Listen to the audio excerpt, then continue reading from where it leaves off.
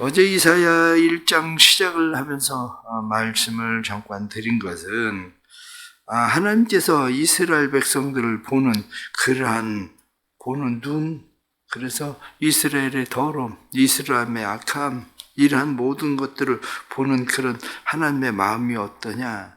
그것은 이사야가 느끼던 것처럼 4절 말씀에 슬프다, 범죄한 나라요 하고 말하는 것처럼 슬픈 마음. 어떻게 이 백성들이 소도 그 임자를 알고 나귀도 그 주인을 아는데 어떻게 이 백성들은 그것을 모를까 싶은 그런 마음, 이런 마음들이었었죠. 그런데 오늘 이제 성경에 나타난 말씀 좀 더 설명을 드리려고 하는 것은 이 백성들이 하나님 앞에 예배는 열심히 드리고 있다는 겁니다.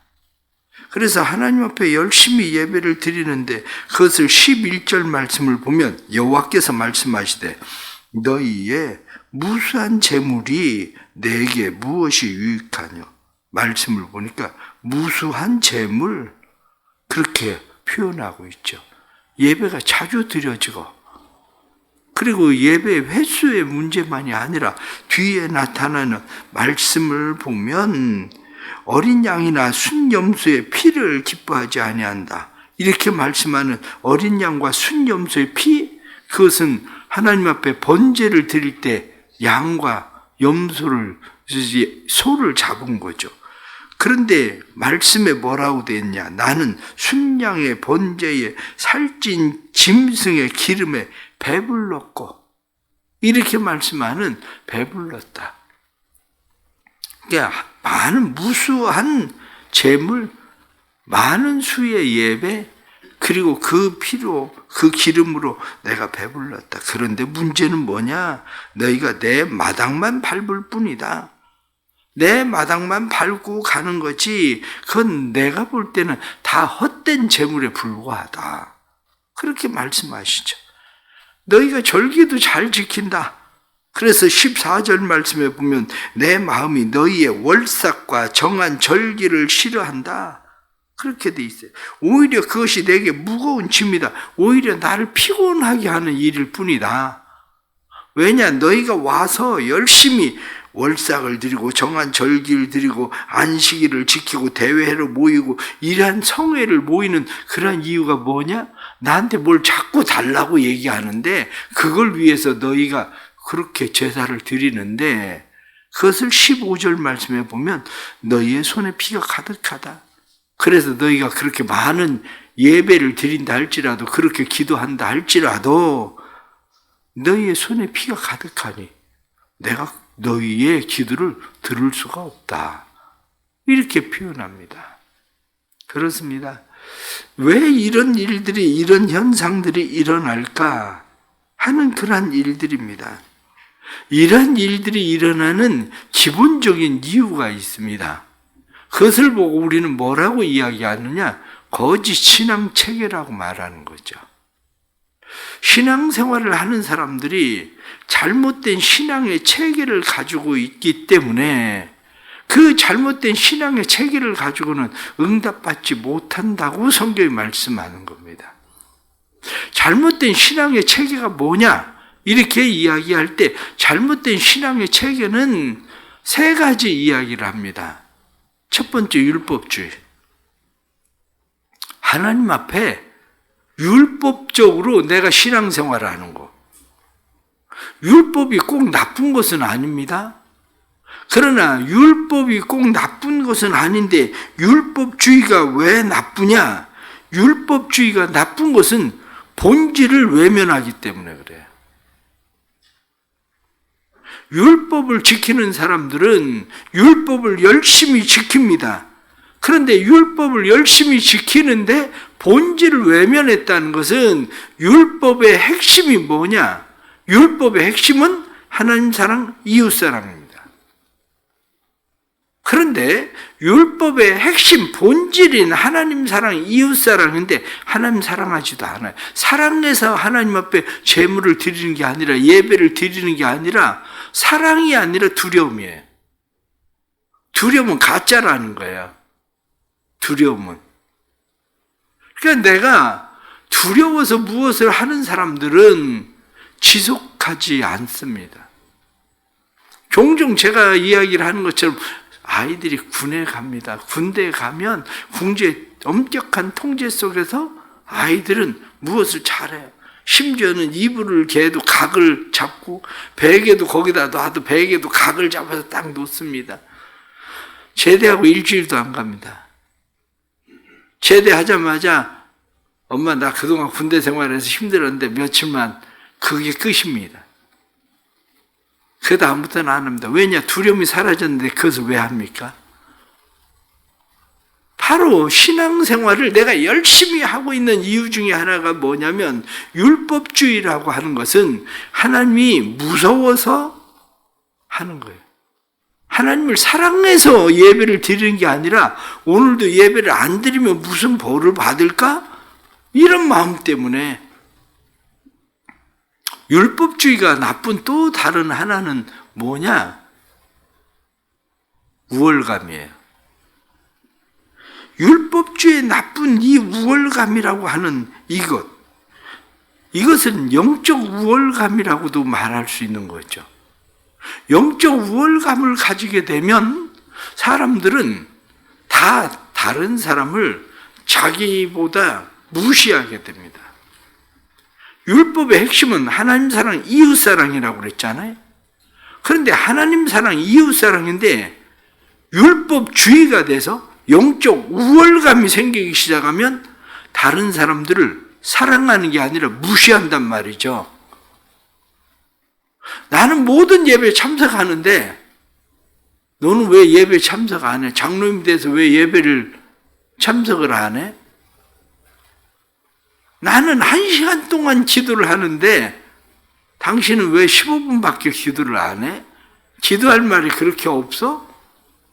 사랑하는 게 아니라 저 사람은 15분밖에 기도를 못하니까 내가 1시간 기도를 하면 15분은 저 사람을 위해서 기도해 줘야 되겠다. 이게 아니고 너는 왜 안 하는데? 이게 영적 우월감입니다. 그러니까 교회 안에 많은 사람들이 거짓 신앙 체계 가운데 첫 번째 문제가 뭐냐면 율법주의예요. 율법주의에 의해서 신앙생활을 하는 거죠. 또 다른 하나는 기복주의라고 말합니다. 기복주의. 하나님의 뜻이 목적이 아니라 내가 원하는 목적을 위해서 하나님이 단지 우리의 삶 속에서 수단이 되는 것뿐이죠. 그러니까 내 목적을 이루기 위해서 하나님을 수단으로 삼는 것, 그것을 기복주의라고 말하는 거예요. 내가 복을 받고 잘 돼야 되는데 내가 복을 받고 잘 되기 위해서 하나님이 필요한 거죠. 그것을 조금 다른 면으로 표현하면 이렇습니다. 직장이 어떻습니까? 내가 그 직장이 좋은 사람이 있어요. 그래서 직장에 가는 게 즐거운 사람이 있습니다. 직장에 가면 동료들을 만나는 것도 즐겁고 내가 새로운 제품을 개발하는 것도 즐겁고 아니면 내가 물건을 만들어냈을 때에 그 물건이 다른 사람들에게 팔려 나가서 쓰여지는 것이 즐거운 거예요. 그런데 직장이 즐거운 게 아니라 목구멍이 포도청이라 직장을 다니는 거예요. 그러니까 직장이라고 하는 것은 내가 먹고 살기 위해서 직장이 필요하기 때문에 내가 직장에 헌신을 할 필요는 없습니다. 직장은 내가 일하는 것만큼에 대한 대우를 해줘야지 내가 일하는 것만큼의 대우를 직장이 하지 않으면 그 직장은 내게 더 이상 필요하지가 않은 거예요. 하나님이 우리에게는 어떤 분입니까? 내가 이루고자 하는 목적을 위해서 하나님이 수단적으로 필요한 겁니까? 내가 열심히 공부를 합니다. 하나님 꼭 좋은 대학에 들어가게 해주세요. 그리고 하나님 앞에 열심히 기도를 합니다. 그런데 좋은 대학을 못 들어갔어요.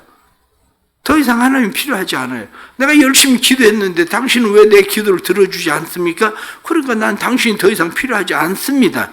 이게 기복주의예요. 하나님 건강 주셔야 됩니다. 그리고 하나님 앞에 내가 나름대로 열심히 기도하고 봉사하고 섬겼는데 건강을 안 주셔? 물질을 안 주셔? 애들에게 복을 안 줘? 그러면 그 하나님은 나한테 더 이상 필요하지 않은 거예요. 그게 기복주의예요. 복을 주시는 것 같이 느껴질 때, 하나님이 지키시는구나, 보호하시는구나, 감사하다. 그런데 그게 하나님을 사랑함 때문이 아니라 내가 원하는 것을 주기 때문이면 그게 기복주의인 거예요. 의외로 많은 사람들이 이 거짓 신앙 책의 기복주의를 마치 자기 신앙인 것처럼 생각하는 거죠. 기복주의를. 또 다른 하나는 인본주의라고 얘기하는 거죠. 인본주의. 인본주의는 하나님의 자원을 가지고 하나님을 위해서 일하는 게 아니라 내 자원을 가지고 하나님을 위해서 일하는 거죠. 그런데 가만히 들여다보면 내 자원을 가지고 내가 하나님을 위해서 일하는데 따지고 보니까 하나님을 위해서 일한 게 아니라 자기 목적을 위해서 일하더라. 그거야. 그게 인본주의라는 거예요. 그런 사람들은 중요한 특징이 있습니다. 기복주의와 또 다른 특징이 있는데 그게 뭐냐면 자기 방법이에요. 자기 방법, 자기 중심. 그래도 기복주의는 그렇게 내가 말 듣고 순종하고 그래야 하나님이 복을 주실 거라고 생각을 하니까 하나님의 말씀에 순종하고 말을 듣는 것 같은데 직장에서 내가 그만큼 일을 해야 돈을 주니까 그만큼 직장에서 일을 하는데 인본주의는 이름만 하나님을 걸어놓은 거지 그의 삶 속에 있는 하나님은 없습니다. 자기 자원을 가지고 자기 수단, 자기 방법을 가지고 자기 목적을 위해서 하나님의 이름만 걸어놓은 거죠. 그건 뭐와 똑같은 거냐? 명함하고 똑같은 겁니다. 내가 그냥 명함은 들고 다녀요. 명함은 들고 다니는데 다른 사람들이 보니까 기독교인이라고? 이거죠. 그리스도인이라고? 명함이 그리스도인인 거지 나머지는 하나님하고는 거의 상관이 없는 삶을 그냥 사는 것 뿐입니다. 이게 인본주의예요. 그러니까 우리가 하나님 앞에 잘못 생각하고 있는 것이 있는데 그게 뭐냐면 이런 잘못된 신앙 체계를 가지고 신앙생활을 하다가 보니까 우리는 내가 누군지를 발견을 못해요. 오늘 성경에 나타난 말씀을 18절 말씀을 보십시오. 여호와께서 말씀하시되 오라 우리가 서로 변론하자. 너희의 죄가 주홍 같을지라도 눈과 같이 희어질 것이요 진홍같이 붉을지라도 양털같이 희게 되리라. 너희가 즐겨 순종하면 땅의 아름다운 소산을 먹을 것이요 너희가 거절하며 배반하면 칼에 삼켜지리라. 여호와의 말씀이니라. 우리는 이런 말씀을 들을 때에 또 다른 생각을 하게 됩니다. 그게 뭐냐? 오라 우리가 서로 변론하자. 너희 죄가 주홍 같을지라도 눈과 같이 희어질 것이고 진홍같이 붉을지라도 양털같이 되리라. 그러면 우리는 그냥 하나님 앞에 돌아가기만 하면 하나님이 다 없던 일들로 하자. 이렇게 생각한다는 의식인 거예요. 그러나 어제 제가 여러분들에게 말씀을 드릴 때에 죄를 보는 눈, 죄를 보고 깨닫는 마음. 그런데 문제는 뭡니까? 우리는 여기서 늘 멈추는 거죠. 죄를 보고 깨닫습니다. 그것을 우리는 하나님 앞에 돌아왔다고 생각하는 거죠. 우리 여호와께 돌아왔다. 그러니까 하나님이 우리에게 없는 일로 하자. 이렇게. 그러나 오늘 이사야서 1장에 나타난 말씀을 보면 그렇게 얘기하지 않습니다. 돌이키는 마음, 깨닫는 마음이 아니라 돌이키는 마음과 그 다음 한 걸음 더 나아가서 주님의 마음으로 행동하는 우리의 삶인 거죠. 그것을 다른 말로 이야기하면 동행하는 삶. 그것을 다시 16절 말씀을 보면 그렇게 되어 있습니다. 너희는 스스로 씻으며 스스로 깨끗하게 하여 나의 목전에서 너희 악한 행실을 버리며 악행을 그치고, 그렇습니다. 이게 지금 우리 자신에 대해서 깨닫는 마음, 죄에 대해서 깨달았다, 이거 씻어야 되겠네, 이거 버려야 되겠네, 그쳐야 되겠네, 여기까지. 이제는 내가 그거 안 합니다. 하나님 잘하는 거죠? 이렇게. 그러나 다른 한편으로 생각을 해보십시오. 나 담배 끊었죠? 잘한 거죠? 나 술 끊었죠? 잘한 거죠? 술 끊었어요. 담배를 끊었습니다. 그런데 술 끊고 담배 끊고 술값, 담배값 가지고 내가 시작한 게 이제 도박을 시작을 했어요. 잘한 겁니까? 하나는 멈췄어. 이쪽은 멈췄어. 그런데 그걸 가지고 다른 것을 시작을 했어. 우리의 많은 삶이 바로 그거예요. 나는 끊었다고 생각을 하는데 끊은 것이 도대체 그걸 가지고 하나님을 위해서 무엇을 하고 있는데? 없어. 난 씻었다는 거예요. 깨끗하게 됐다는 거.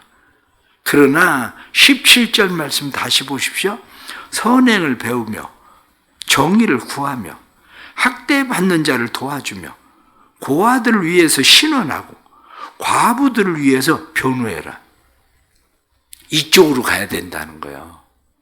멈춘 거, 내가 나쁜 짓을 하던 거 깨끗이 씻고 멈추는 것으로 끝내는 것이 아니라 그 끝낸 것이 선한 방향으로 방향이 바꾸어져야 되는 거지. 가는 방향은 내내 똑같아요. 종류만 다른 것 뿐이지. 신앙생활을 하면서 생각을 해보십시오. 내가 신앙생활을 하면서 예수를 믿으면서, 그러면 내가 예수를 믿기 전에도 구제해 본 적이 없어. 그런데 예수를 믿으면서 구제합니까? 뭐가 달라진 건데? 아니, 뭐가 달라졌다고? 씻은 거? 아니, 예수님, 내가 이제는 저 사람 다시 다시 미워하지 않을게요. 씻었지. 나를 깨끗하게 했지. 왜? 미워하지 않겠다고 했으니까. 거기서 멈춘 거잖아요. 그게 사랑으로 넘어가야 되는 건데, 사랑으로 넘어가는 게 아니라 멈춘 거예요. 멈춘 거. 종류만 이제 달라진 거예요. 미워하지는 않아. 그런데 여전히 내 안에 시기는 그대로 있어. 단지 시기는 그대로 있는데 미워하지 않는 것 뿐이지. 착각하고 있는 거예요. 오라 우리가 서로 변론하자. 그리고 주님이 말씀하시면 우리는 내가 주님 앞에 돌아와서 씻었으니까 나는 이제 됐다. 이렇게 생각하지만 성경은 그렇게 말하지 않아요. 선행을 배워라. 그것뿐만이 아니라 정의를 구해라. 그리고 너희가 학대받는 자들을 도와줘라. 고아를 신원하고 과부를 변호해라. 이렇게 말씀하는 거죠. 그것을 보고 뒤에 나타나는 19절 말씀에 너희가 즐겨 순종하면 이렇게 돼 있는 거예요. 순종하면은 바로 그걸 얘기하고 있는 거지. 내가 깨끗이 씻은 거, 그것을 가지고 이제 내가 예수 믿기를 시작한 거, 이것을 가지고 내가 순종하고 있다고 말하고 있는 게 아닙니다. 잘못된 신앙체계에 우리는 빠져서 우리는 하나님께 돌아오는 것을 순종을 동반하지 않고 멈춘 것을 하나님 앞에 순종하고 있다고 생각을 하고 있는 거죠. 지극히 어린아이 같은 신앙이에요. 어린아이들은 그렇게 합니다. 엄마 안 했지? 잘했지? 애들은 이거 안 했지? 잘했지? 그러나 신앙은 거기서 한 걸음 더 나아가는 겁니다. 우리의 삶이 깨닫는 마음에서 돌이키는 마음으로 행동하는 마음으로 우리의 삶을 변화시키는 은혜가 있길 바랍니다. 기도하겠습니다. 하나님 아버지, 또 새벽에 말씀 주시니 감사합니다. 새벽에 말씀 주셔서 주의 은혜 사랑 안에 온전히 거하게 해 주옵소서. 우리가 멈춤이 신앙생활의 전부가 아니라 새로운 시작이 신앙생활인데 우리는 멈춤으로 우리를 깨끗하게 했다. 돌아섰다. 그러니 이제 잘했다. 이렇게 생각하는 경우가 너무 많습니다. 하지만 너희가 즐겨 순종하면 하고 말씀한 것처럼 순종의 삶으로 나아갈 수 있도록 도와주옵소서. 사랑하는 교회가 믿음 안에 온전히 세워져 율법주의가 아니라 율법의 형식으로 하나님 사랑도 없고 이웃 사랑도 없는 그러한 삶이 되지 않게 해주시고, 교회가 기복주의가 되지 않도록 도와주시고 인본주의가 되지 않게 하시고 오직 하나님만을 경외하는 교회 되게 해 주옵소서. 말씀을 듣고 말씀 따라 살려고 힘쓰고 애쓰게 해 주시고 순종의 삶으로 나아갈 수 있도록 도와주옵소서. 슬픔을 당한 가정 위엔 은혜를 주시고 슬픔 가운데 하나님의 사랑과 은혜가 온전히 나타나도록 성령님 위로의 하나님으로 함께해 주옵소서. 하나님께서 사랑하는 교회 모든 성도들 올 한 해는 하나 되어서 하나님을 사랑하는 일에 열심을 품고 뿐만 아니라 이웃을 사랑하는 일에 열심을 품어 온전히 하나 되는 교회로 주의 뜻 이루어가게 해 주옵소서. 예수 그리스도의 이름 받들어 간절히 기도드리옵나이다. 아멘.